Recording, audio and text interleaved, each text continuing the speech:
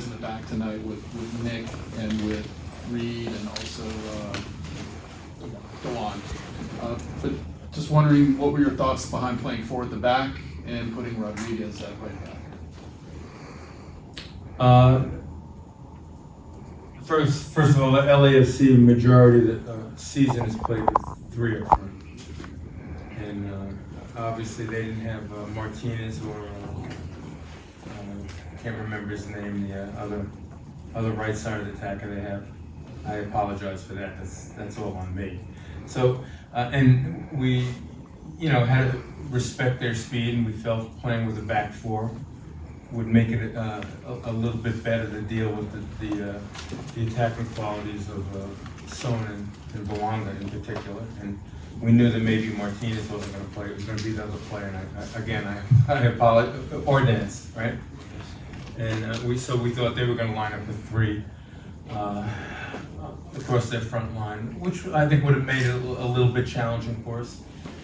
And that was part of the reason for it. Rodriguez has been a right back in his career, and we played him as a right center back when we're playing with the back three. That answer your question?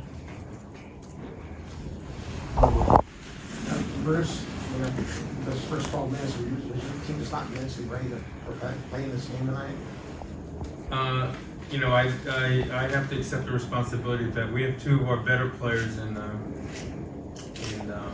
Arango and Espinoza turning the ball over right in the opening minute of the game that helped create their goal.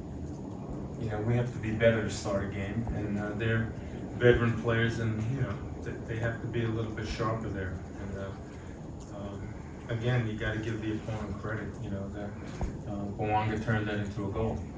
But poor play on our part, and no question about that. And having a team step on the field and play the way we did in the opening minutes of the game is on me, quite frankly.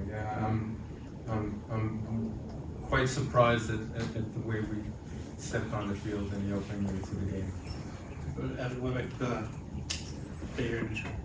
Bruce, more than 50,000 people here today. A, what did you think about the atmosphere? And B, what does that slow start do to maybe dampen the home field advantage that might provide? Well, I don't know if that's a home field advantage. That's not our home field. That's a neutral field. But a great crowd. I think, despite the fact that we got beat handily, I think it was a good game for the crowd. And it speaks a lot about where our team is and where we need to go. So for me, personally, I thought it's an interesting game to evaluate our team and where we need to go in the future. But no excuses for the way we showed up in the opening minutes of the game. And you're someone who's very familiar with World Cup soccer. Obviously, that's going to be in this site less than a year from now. Is there any part of you from tonight that can envision a World Cup game being played in this stadium? It would be great, great stadium. Obviously, they got to make the field bigger. It's a field was 70 yards wide by 110 long. I think in a World Cup it has to be at least 74 by 115, 116. So I'm sure they're gonna have to expand it. And again, I don't know that, but you can't play a World Cup game on a field that size. Not that it's bad. Believe me, LAFC had no problems with it. So it's a great venue, great climate, and especially the month of June and July.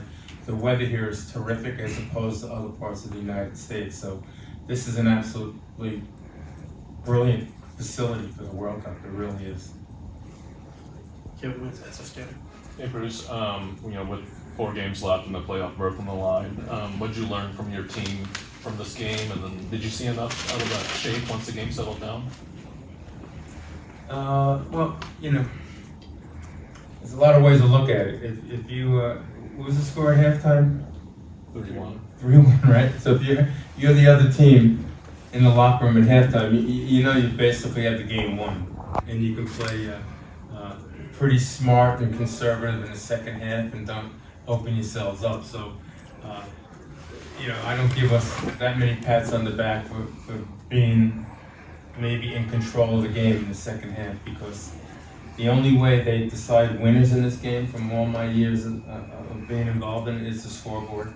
You know, we won all the other categories. I don't know if we get any prizes for that, but yeah, LAFC played a smart second half. We responded a heck of a lot better. We needed to get the second goal to really scare them a little bit, and we weren't able to do it. And how are you feeling about the final 4-game stretch ahead of you? Well, I'm preparing the team to try to win these last 4 games. You know, if we come out the way we did tonight, we're not going to win any of them. So, you know, hopefully, I'd like to say we can learn something from this, but this has been a bit of a broken record this year. Some of the mistakes we've made. Brian? So with the 2 goals tonight, the team is now the highest scoring team in the league. The consequently, No, also we're given up. not the highest scoring team in the Yeah, league. 54, 54, 55. 55. Yeah. Well, we should have a parade then. Well, but the other side is also given up. I'm retiring right now. Well, there you go. But that being the case, though, you know, also giving up 55. So what do you have to do in these last 4 games other than obviously score more to just kind of shore it up and try to head into the playoffs? I don't think we have to score more. No. No, we have to not concede as many. And for some reason, we're making mistakes that kill us. You know, and let's be fair. You know, they had 2 very talented players up front to capitalize on these turnovers and the mistakes we made. But the mistakes we made, we can't make. You know, and you know that falls on my shoulders. To be honest with you, you know, that has to be my responsibility. Go ahead, Ivan now. What did you see between the combination play of the midfield 3 of LaRue, Harkes, and Vieira, especially since both LaRue and Harkes played very well, and then Vieira came in and he's very experienced as well? I thought Vieira played very well tonight. You say combination play. I didn't see a whole lot of combination play out of those 3, but I thought Vieira was really good tonight. And you know, Harkes and LaRue gave a solid effort. I think obviously LAFC is pretty strong in the middle of the field. I think the combination of Tillman and Delgado and although I apologize, number 66, Shonry. I don't know how you pronounce his name. Chernair. What a, you know, young player, but did a real good job. They're pretty good there. You know, they have a good team. No question about it. They have a good team. What else? Bruce, you had your back line multiple times play a high line offside trap in the first 20 minutes. You had Romney doing it for the first goal, and then you had Rodriguez and Muni doing it for the third goal. Was that an intentional tactic, the or first was that goal, a mistake? The first goal, we turned the ball over twice in the middle third of the field, and one pass put, I believe, Luanga through. I'm trying to replay this thing in my head right there, but I don't think that was a result of a high line. The third goal was clearly a high line when Muni was playing, I believe, someone offsides on that run, and Rodriguez was not alert and kept him onside. Actually, Muni made the right play. He made a decision. The player he was on he didn't time his run properly, and he was offside. And he has to depend on Rodriguez to be playing off his shoulder and staying in line. So that was an example of a high line. The second goal is the one when Muni turned the ball over right on the touchline. That had nothing to do with the high line. So even with the pace of Luanga and so on, you're comfortable with them? Muni turned the ball over there. What are you going to do? He's our center back. That has nothing to do with the high line. Maybe you see it differently. I'd have to look at the tape. You probably had a better view of it than I did. I'm standing right there, and it was really a foolish mistake. We made the same mistake, not the same, but a similar kind of mistake in, I'm trying to remember the last game in Austin, right? Where Reed turned the ball over there and got caught. Yeah, we made some killer mistakes, really. Next question. Go ahead, Paul. Bruce, good evening. Regardless of the result, you guys sold 50,000 tickets, 978. You guys have a new record. What do you think about this new accomplishment for the franchise? Thank you so much. Well, I think the crowd tonight shows what a great area this is for soccer in this country, and it's going to be a great venue for the World Cup. And I thank obviously our soccer community for coming out and supporting us tonight. I wish we could have put on a better show, but I think LAFC did, so give them a lot of credit. But a crowd like this is nothing but positive for our franchise and the league. Any other questions? All right, last one. All right, Coach, you've been around for a while, coached some big moments, but is it frustrating to have one player get this hat trick, like we're not going to get tonight? One play what? You get a hat trick. Did Bouanga have a hat trick tonight?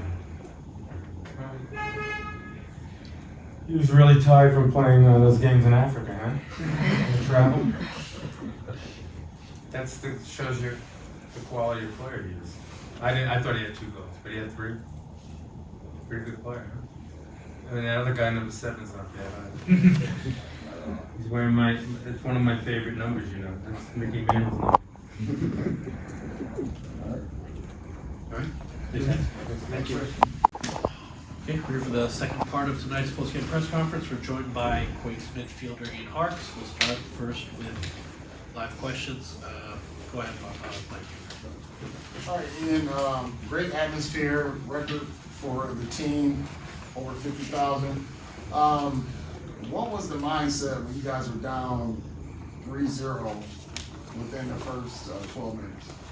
Yeah, it was obviously, a challenge. It was a great atmosphere, like you said. We were so happy for all the fans to come out and, for us to play. And then obviously that kind of scoreline deflates it right away for the players. We really shot ourselves in the foot from the start. And, it was a strange game because we controlled a lot of the game, a lot of the ball. And, we talked about how lethal they'd be on transition and that's how they got us. Go ahead, Paul. I would like to go back to the question of the tickets.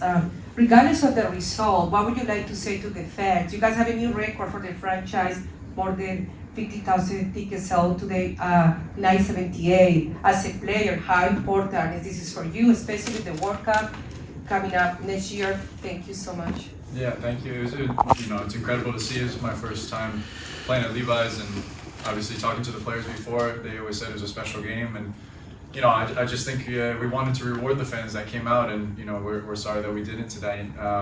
We were disappointed with ourselves, and they had a great showing, and just want to say thank you to everyone that did come out, and hopefully they stick with us because we got to push for these next 4 games. We still believe and we can't give up, and can't let this carry over into the last 4 games. Go ahead, Marco. And, talk about how the pure attack and how they got better with the addition of Son. Does that maybe kind of went back to your minds that led to these uncharacteristic turnovers that led to their goals tonight? Yeah, we talked about it before the game, and Bruce was saying that, they look to punish you if you give the ball away, and unfortunately it happened 3 times. Twice, definitely for the first 2 goals, and after that they're so good on the break and punishing us. So I think that was just on us, and we got to eliminate those mistakes. But of course, with players like Bouanga and Son, they're going to hurt you, and so we got to take a look at that, and regardless of who we're playing next week, or learn from those mistakes. With Kevin. Ian, Bruce mentioned that he thought LAFC was going to come out in a different shape. How much did that maybe affect your guys' game plan? And then can you reflect on playing in a new shape this late into the season? Yeah, we haven't played a back 4 for a long time, but we had a whole week to work on it. I think we felt pretty good, and we wanted to isolate Rodri because he played really well against Bouanga the first time when we went away against LAFC. And the way they shaped up was a little different. Bouanga didn't receive the ball too much on the touchline. They were running in behind a lot, and they changed it. And I think, like I said, we were a little naive in the way we approached that, and didn't really change. But regardless of formations and everything, the mentality had to be better from the start in a derby match and coming out and competing. So we started too slow and they punished us. Go ahead. What did you think of the playing surface itself? Was it supposedly the same grass that they're planning on installing for the World Cup? Yeah, I thought it was incredible. I mean, the ball was moving nice and the pitch looked great. Atmosphere was amazing, so it was fun to be a part of. Ian, in hindsight, what would you have done differently to defend those runs in behind from Bolonga and so on? You know, what did you discuss at halftime maybe about trying to stop some of those runs in behind in the second half? Well, yeah, at half it was a little too late. You know, we were talking about stopping the bleeding, and obviously we were happy to get the goal back, and you know that we were saying the next goal determines the game really, and it had to be from us to make it close. But obviously, hindsight, I think we should have dropped in and obviously kept them in front of us in the first half and the beginning of the game. You know, it's easy to get caught up in the crowd in the games. You know, you want to get after teams and press them, but like we said, we can't be expansive against LAFC. They hurt you in behind. So if we got all 10 players behind the ball and shifted side to side, kind of like what they did to us, I think it would have helped. Go ahead. So throughout the season, you and Bo LaRue were a midfield duo. You were yin and yang. Bo LaRue expressed himself creatively, and you did a lot of everything in midfield. And then comes in Vieira, who shares a lot of similar responsibilities as you. And then for this game, you're all playing together. How did that impact your responsibilities in this midfield three?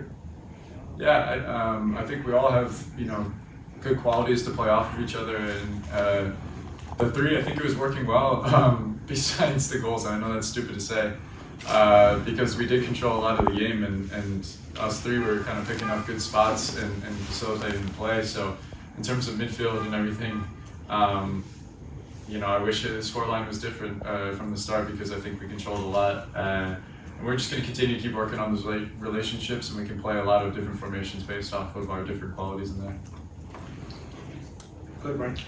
So after the game kind of settled down, you guys are down a little bit, but it seems like both Christian and Preston were determined to get back into this game both single-handedly.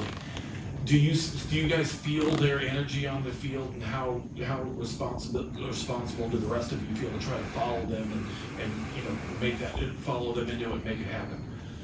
Yeah, I mean, everyone wanted to push and get back into it, but we always feel those guys' energy on the pitch. Christian's work rate's relentless, and he always finds assists and balls into the box. And I give Preston a lot of credit throughout this whole season. He's shown up in big moments in terms of stealing points for us and also getting game-winning goals and everything like that. So we always knew that he was going to be lurking, and we were happy that he got the goal back. And unfortunately, we just couldn't get that next one at the right time. Any other questions? Stacey? Thank you, guys. Fantastic.